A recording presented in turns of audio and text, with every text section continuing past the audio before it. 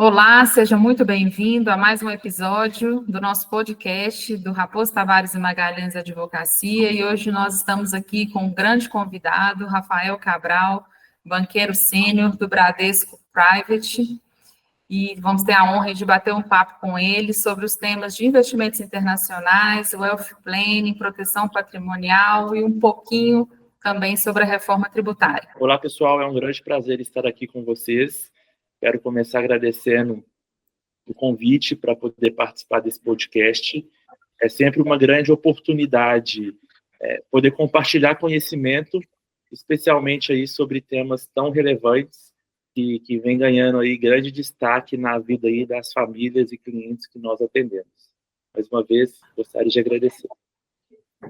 Ótimo, e hoje nós vamos abordar alguns temas como investimentos internacionais, reforma tributária, planejamento patrimonial e sucessório.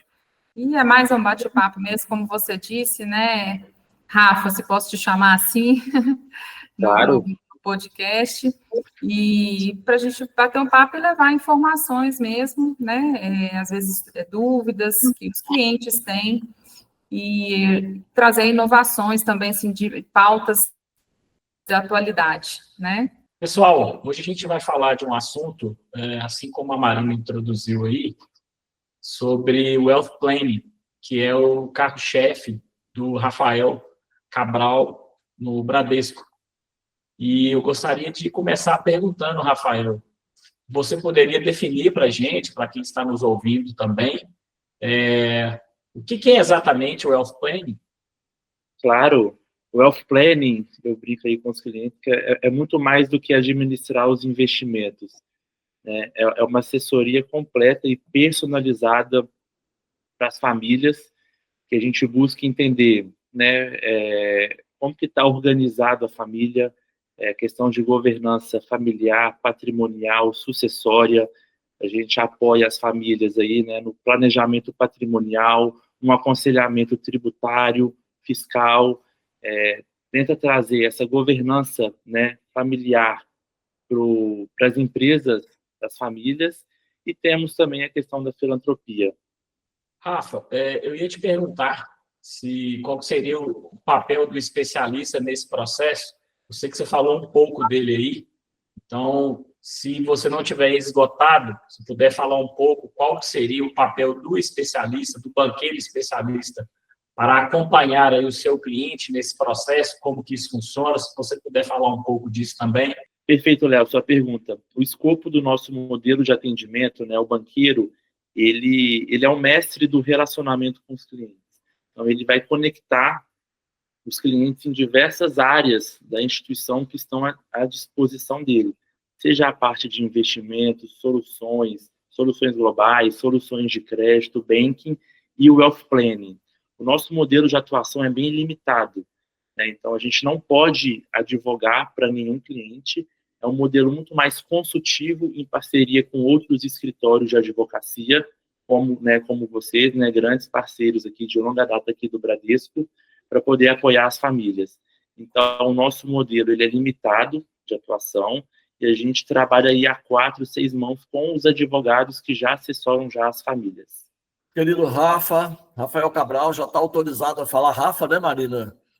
Obrigado aí por abrir essa agenda para nós, né? Sabemos que a sua agenda é concorrida, a gente já está aí alguns meses tentando esse espaço com você. Obrigado mesmo novamente. Rafa, aproveitando então, fala um pouquinho para nós só da parte de sucessão. A partir de que valor a família pode começar? Até quando é infinito, né? Mas clareie isso um pouquinho para nós, por favor. Então, Adão, acho que hoje um patrimônio aí a partir de 2, 3 milhões já cabe já um planejamento mais profissional, mais sucessório. A gente já consegue acessar estruturas que às vezes para valores muito menores não faz sentido, mas a partir de 2, 3 milhões já começa a fazer sentido a gente ter uma conversa mais estruturada. Excelente. E hoje, assim, você sente, Rafa, que você consegue ver nesses 11 anos que você está aí à frente, uma maior consciência das pessoas buscarem, porque a gente sabe que também tem questões culturais, principalmente que você está aqui não só né, Brasil, mas Europa, Estados Unidos, você sente essa maior consciência de proteção patrimonial e organização? Boa, Marina. Com certeza. O perfil do investidor mudou muito. Se a gente olhar aí para o mercado financeiro há 10 anos atrás, e o que é hoje, então acredito aí que os bancos digitais, as corretoras, as fintechs, teve um papel fundamental nessa transformação cultural do investidor brasileiro. Então, ainda temos aí um longo caminho pela frente para evoluir, mas o investidor brasileiro, acredito que ele hoje está muito mais consciente do que 10 anos atrás.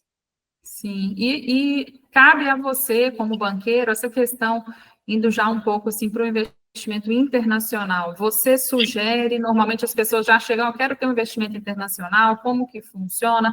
Essa sugestão parte de você, né? E porque, obviamente, não só a sugestão, como o acompanhamento também, como que se dá esse início de investimento internacional? Perfeito. Não só a parte de investimentos internacionais, mas a gente tem hoje um desafio, né, na tributação. A reforma traz impactos reais, né, para a economia. A gente aí está com uma taxação de dividendos. Então, a parte internacional, com certeza, acaba sendo considerada hoje, né, uma opção para os investidores, não só para a diversificação, né, dos investimentos, mas traz inúmeros benefícios, né? A gente tem uma proteção de fronteira e jurídica, então, quando a gente acaba fazendo um investimento internacional, eu acabo mitigando esse risco país e bloqueios judiciais, acesso, né, ao universo de investimentos. Hoje, o Brasil representa menos de 1% desse universo de investimentos globais que nós temos. Também temos aí a redução de uma exposição ao risco, né, cambial e geográfica.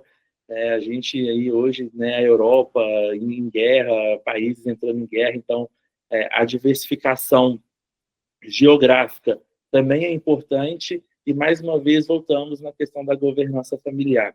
Os investimentos internacionais também facilitam esse planejamento tributário e sucessório, né, para as novas gerações. E o investimento seguro, né? Porque você está aqui hoje no Brasil, o cliente está hoje no Brasil e vocês dão todo esse apoio fora, né? Porque não é simplesmente entrar no banco e fazer uma aplicação, não é só isso que a gente está falando, né? Tem outras ferramentas também, já pensando em proteção e sucessão no exterior, né? Também.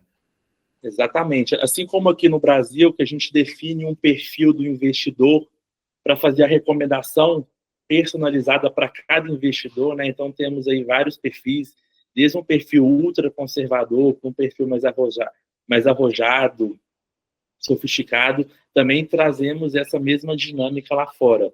Então, a carteira é construída através, né, de longas conversas com os investidores. A gente define um perfil do investidor para poder fazer a sugestão de alocação dos investimentos globais. Rafael, antes da gente adentrar aí no assunto específico dos investimentos internacionais, você falou no começo que o banco tem algumas limitações para atuar na parte jurídica com os clientes. Então, você poderia falar para a gente, por favor, aí, na prática, como que o banco auxilia o cliente a organizar o seu patrimônio em parceria aí com o advogado da família? Perfeitamente, Léo. A área de Wealth, ela é uma área de assessoria exclusiva para clientes, né, com grandes patrimônios, e hoje a gente tem uma limitação de atuação, né? O nosso modelo hoje ele é isento de qualquer tipo de conflito de interesses, porque eu não posso advogar para o meu cliente. É um papel muito mais consultivo, uma segunda opinião que a gente vai trazer para as famílias. É muito comum, assim como a gente tem essa parceria de longa data com vocês, de ter contato direto com a equipe que já atende o cliente, né? Com o advogado, com o contador. Então, a gente atua muito mais como uma segunda opinião, como uma consultoria, um aconselhamento, né? Devido a essa limitação jurídica que nós temos. Então, é importante que cada família tenha o seu advogado, né? E que vai atuar aí em parceria conosco. Então, além de também um auxílio, digamos assim, na parte de investimentos financeiros, ativos financeiros, vocês também aconselham, né, sugestões, por exemplo, como um testamento no exterior, como que funciona essa parte também de orientação, cabe a vocês? Com certeza. Assim como aqui no Brasil a gente tem inúmeros instrumentos, né, de aplicação, a aplicação ela é a última linha que a gente vai olhar. A gente olha, né, o escopo familiar, a governança, e depois a gente vai buscando lá dentro de cada casinha qual instrumento melhor atende aquele tipo de necessidade do cliente. Lá fora também é assim. A gente tem várias formas de investir lá fora, seja através, né, diretamente da pessoa física ou através de uma companhia, né, uma PJ, as famosas offshore. Então, é muito importante que a gente tenha muito bem definida essa estrutura lá fora, para a gente poder apoiar também aí num testamento, num acordo de cotistas, que vai trazer mais segurança e proteção para as famílias. Isso, não sendo assim repetitivo, mas só voltando um pouco, que até o que o Adão falou, e você explicou bem, porque às vezes um patrimônio ali, 2 milhões, 3 milhões, começa-se já a pensar, né? E isso vai também, essa segurança vai trazer apoio para a pessoa crescer o patrimônio, né? E com esse crescimento, pensar nessas alternativas, que às vezes as pessoas acham que está muito distante da realidade dela, e nem sempre, né? Principalmente hoje, você faz investimentos fora, documentação e tudo, estando aqui, sem ter que, né, sair do seu conforto, né? Com certeza, hoje a gente tem acesso a um mercado global sem sair de casa. Então, a gente consegue aí, né, abrir contas em qualquer país, né, e seja nos Estados Unidos, seja na Europa, ou outra jurisdição que for interesse do cliente. Hoje o mais comum é esses dois booking centers, né, ou Estados Unidos, ou algum país na Europa, Luxemburgo. A gente consegue fazer tudo de forma digital, sem ter que ir, né, no país. A gente consegue fazer tudo via aplicativo, via assinaturas digitais. Na sua experiência aí também, Rafa, você percebe que hoje as pessoas, assim, é um cara da minha idade, 70, ou é um cara de 40, ele já tem essa preocupação? Como que está esse comportamento que você percebe na rotina? A gente tem visto, né, uma alteração no perfil dos clientes nos últimos anos, mas ainda é muito distante. Se a gente pega outros países subdesenvolvidos como o Brasil, o percentual... Dá esse exemplo para nós, desculpe. Perfeito. O percentual de alocação em países emergentes em moedas fortes como o dólar é cerca de 40%, 45%. Hoje, o Brasil, até um dado bem curioso, né? Hoje, com R$1 milhão investido, você já é considerado pela Ambima um milionário. Então, se a gente pega todos os milionários hoje do Brasil que têm investimento lá fora, ainda é muito pequeno comparado com os nossos pares. Hoje, cerca de 10% a 15%, no máximo, dos milionários no Brasil têm investimento lá fora. Esse número era muito menor e tem crescido cada vez mais. Bom, Rafa, só completando, se você me permite, o teu último comentário, porque a pessoa às vezes não quer só o contato por aplicativo, alguma coisa assim. Pelo que você diz, o Bradesco está muito bem aparelhado para estar assim presencialmente, para dar um suporte mais assim ao lado do cliente, de fato, né? Vejo, você comentou conosco que está indo para os Estados Unidos agora, essa madrugada, para alguns eventos, chegou de Luxemburgo. É por aí mesmo que o Bradesco pensa? Está bem assim, presencial também? Com certeza, isso faz toda a diferença. Eu tenho um relacionamento com os clientes aqui há vários anos, então na própria definição do portfólio dele, isso faz toda a diferença. Hoje nós temos uma estrutura muito sólida, estamos muito bem posicionados lá fora. Desde 2019, nós compramos um banco americano nos Estados Unidos com licença completa. Então, hoje nós somos referência aí nessa parte de atendimento. Então, assim, para finalizarmos essa pauta, esse tema, né? Investir fora pode ser estratégico, mas também exige um planejamento jurídico, tributário e o investidor estar acompanhado de uma banca de advogados, né? O banqueiro, igual a gente tem falado. E saindo um pouco aí da questão dos investimentos internacionais, Rafa, eu acho que um tema para a gente abordar, às vezes não tanto ainda especificamente, mas a reforma tributária, ela está aí, ela está em movimento, né? Então, a gente tem falado aqui no escritório, acompanhando muito de perto, que a gente ainda não tem como definir tudo, né? Ela não foi ainda totalmente aprovada, tem muitas questões que não foram aprovadas, mas, de toda forma, nós, como profissionais que lidamos aí com os patrimônios, né, orientando, aconselhando, nós temos que estar acompanhando essa reforma que está em movimento. E, sendo assim, você acha que os clientes precisam já se preparar para as mudanças, ou mesmo esse acompanhamento, essas orientações, ou precisam já fazer alguma questão, já pensando aí na reforma tributária? Com certeza, a reforma ela traz impactos reais para as famílias. E essa proximidade que nós temos com vocês, com as famílias, faz toda a diferença no planejamento patrimonial de cada uma. Então, entender como cada medida vai impactar o patrimônio das famílias, isso faz muita diferença. Então, é importante a gente estar próximo, estar sempre se atualizando e trazendo aí qual que é o cenário, né, para cada investidor, para cada família e os impactos que elas vão sofrer com a reforma. A reforma está aí, né, a gente está tendo cada semana aí a gente acaba tendo uma notícia diferente. Então, a importância, né, da gente estar próximo dos clientes, né, próximo dos escritórios, e esse trabalho faz toda a diferença. Bom, Rafa, nessa sequência aí, assim, ainda não dá para falar de IOF, LCA, LCI, tributação hoje não, né? Que ainda está muito indefinido, né? Tá muito recente, né? O que a gente tinha vários investimentos que eram isentos, LCI, LCA, o CRI, o CRA, tinha isenção do imposto de renda. Com as últimas notícias, né, se for aprovado a partir do próximo ano, 2026, a gente vai ter uma tributação aí de 5% para esses produtos. Né, já tive algumas pautas aqui com alguns clientes, né? Não mata o produto, porque 5% é menor do que outros investimentos que tributam, né, de 15 a 22,5%, que nesse novo projeto passa a ser 17,5%, mas ainda assim perde atratividade.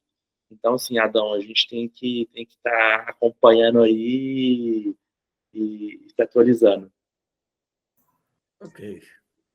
Acho que a profissão de advogado hoje é uma profissão de risco, né? Porque o MBA que você faz de um planejamento fiscal e tributário, em 1-2 anos aí você pode perder tudo que aprendeu. Então, a profissão de advogado está cada vez mais sendo uma profissão de risco. Verdade. Rafael, como o Adão citou aí o caso do IOF, que está muito em voga agora, está sendo, né, debatido aí no Congresso, a gente tem também a questão da tributação sobre a renda. Eu queria que você falasse um pouco para a gente aí, em até que ponto que a reforma, e principalmente com relação à tributação sobre a renda, ela pode impactar nos investimentos, e se este impacto é diferente para os investimentos nacionais e internacionais. Com certeza. Recentemente a gente teve um PL que foi apresentado, né, que é a tributação da renda. No texto ele traz uma tributação mínima de 10% sobre a renda, o que iria acabar impactando a distribuição dos dividendos. Então, hoje uma distribuição que é isenta, né, com esse novo PL, que ainda tem que ser aprovado, ainda vai para a votação, ele passaria a tributar 10% numa distribuição acima de R$50 mil, ou R$600 mil no ano. Então, qualquer tipo de distribuição acima de R$600 mil, ela passa a ser tributada em 10%. Então, aí vem novamente a importância, né, de um planejamento tributário, fiscal, patrimonial, que a gente consegue aí estruturar formas de diminuir o impacto dessa nova tributação. Então, diante disso tudo que nós falamos, né, Rafa, Adão, Léo, em especial a reforma, eu acho que é um tema que realmente está em todas as pautas, todos os grandes jornais, e a gente não pode deixar pensar que ela não vai acontecer, mas obviamente ainda também não é momento para fazer grandes mudanças, mas sim nós estarmos acompanhando tudo diariamente, literalmente, né? Porque, igual você mesmo falou, tiveram mudanças, às vezes na mesma semana, foi para um lado, voltou, e só dessa forma é que a gente vai conseguir amparar, né, nossos clientes, nós aqui pensando na questão jurídica, você nos investimentos. Então, é muito importante e já fica um convite para você, para o próximo podcast, assim que for aprovada, de fato, a reforma, né? Que aí a gente, de fato, trazer o que vai mudar, o que os clientes devem fazer, que por hora a gente não tem como nem abordar esse assunto assim pontualmente, né? Então já fica feito o convite para o próximo. Vai ser um prazer, né, o convite. Pode me chamar sempre, que é sempre um prazer estar com vocês, né, a gente poder discutir temas tão relevantes. Em um mundo cada vez mais conectado, a gente vê aí a importância de ter estruturas bem definidas, né, como a gente conversou. Então, mais uma vez, gostaria de agradecer o convite e vamos acompanhando aí as cenas dos próximos capítulos. E assim que a gente tiver uma definição mais clara, né, dessas PLs, né, a aprovação da IRF, tributação da renda, a gente volta com mais novidades e atualizações. Maravilha. Exatamente. Rafa, novamente, muito obrigado aí pela sua agenda, né? Os problemas nós vamos criando e depois você volta para ajudar a trazer as soluções, certo? Estamos aqui para isso, Adão. Maravilha. Obrigado, Rafa, pela sua presença, viu? Engrandeceu demais aqui o nosso podcast. Valeu, Léo. Valeu, Marina. Obrigadão. Obrigada. Valeu.